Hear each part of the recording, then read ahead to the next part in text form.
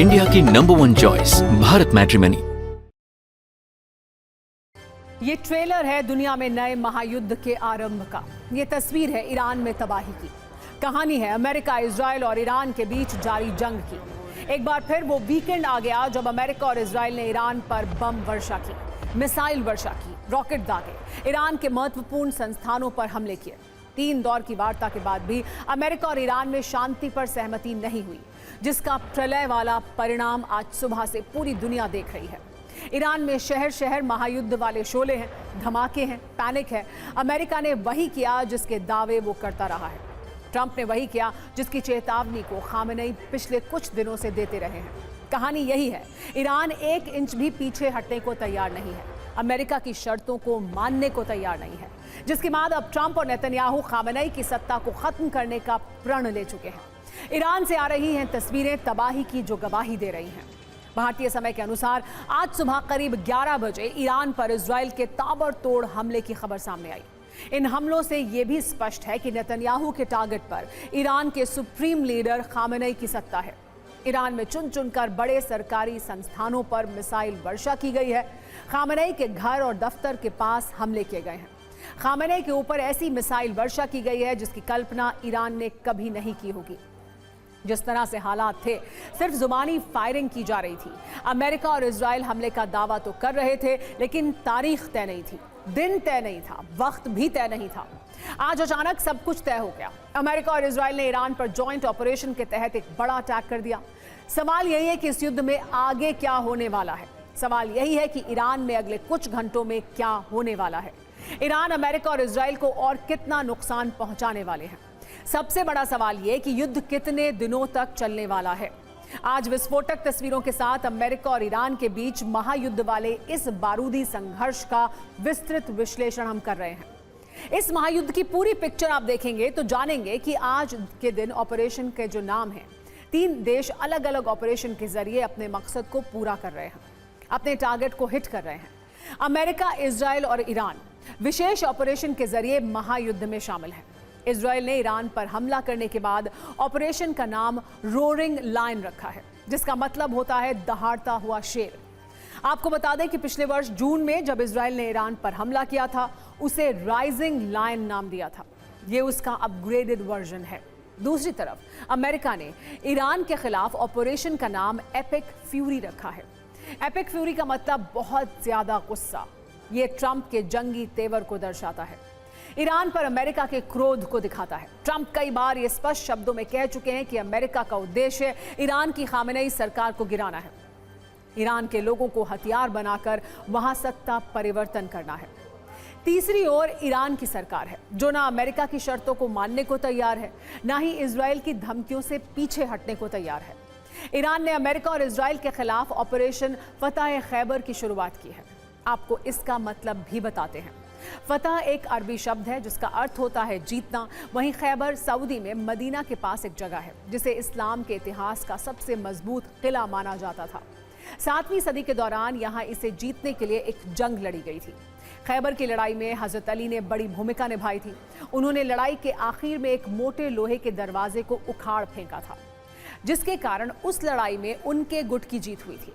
इसलिए इसे फतह खैबर कहा जाता है। ईरान कुछ इस अंदाज में इजराइल से बदला ले रहा है। इजराइल में तल अवीव पर जबरदस्त हमला किया गया है।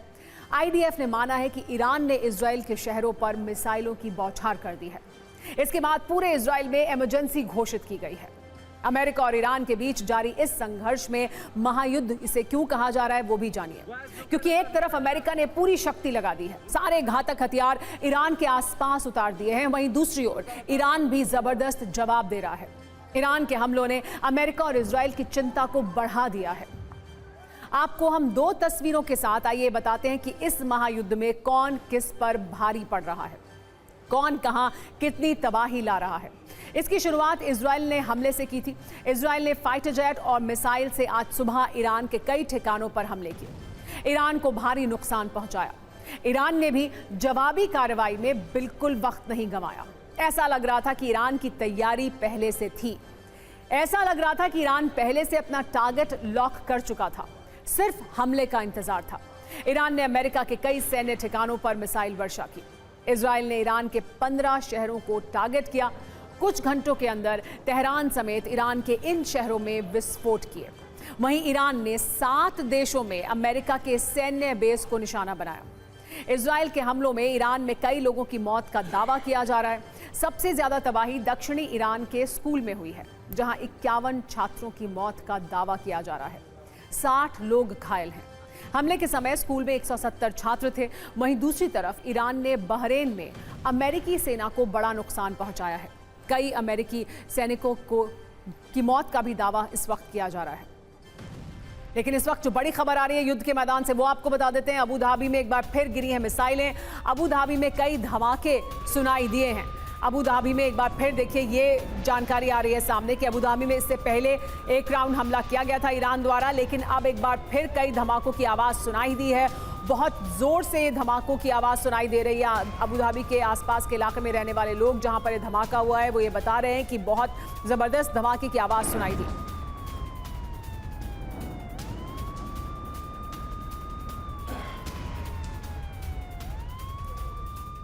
और एक और बड़ी खबर आ रही है, इजराइल और अमेरिका के हमलों से सबसे ज्यादा तबाही ईरान की राजधानी तेहरान में हुई है। पूरे शहर में सायरन बज रहे हैं। सुप्रीम लीडर खामेनेई तो बंकर में पहुंच गए हैं, लेकिन ईरान की जनता जान बचाने के लिए इधर उधर भाग रही है।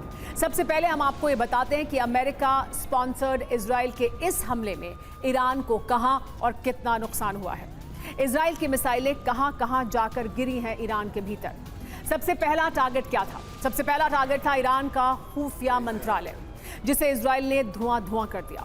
ईरान पर यह हमला जिस वक्त हुआ, उस वक्त लोग बड़ी संख्या में सड़कों पर थे, आम दिनों की तरह अपने काम पर निकले थे। लेकिन तभी मिसाइलें गिरनी शुरू हो गई। ईरान के खुफिया मंत्रालय के साथ साथ इजराइल ने रक्षा मंत्रालय पर भी मिसाइल वर्षा की है।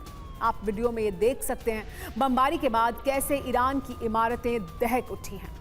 इसके बाद इजराइल ने सबसे बड़े टारगेट पर बम गिराए, और वो था ईरान के सुप्रीम लीडर खामेनेई का दफ्तर। हालांकि जिस वक्त ये हमला हुआ वहां खामेनेई मौजूद नहीं थे, लेकिन ये एक मैसेज जरूर था कि इजराइल की मारक क्षमता कितनी खतरनाक है। इन लोकेशंस के अलावा इजराइल की डिफेंस फोर्सेस ने ईरान में एटॉमिक एनर्जी एजेंसी पर भी हमला किया है। और सिर्फ इतना ही नहीं, ईरान के राष्ट्रपति पेजेश्कियान का घर भी नहीं छोड़ा है, वहां भी मिसाइल अटैक हुआ है। ईरान के कई मिसाइल सेंटर और मिलिट्री सेंटर को भी टारगेट बनाया है। मतलब ईरान के सभी मुख्य जगह इजराइल के टारगेट पर पहले से लॉक थी। और जैसे ही आईडीएफ को नेतन्याहू का एक ऑर्डर मिला, ईरान पर मिसाइल वर्षा शुरू हो गई। इंडिया की नंबर 1 चॉइस भारत मैट्रिमनी।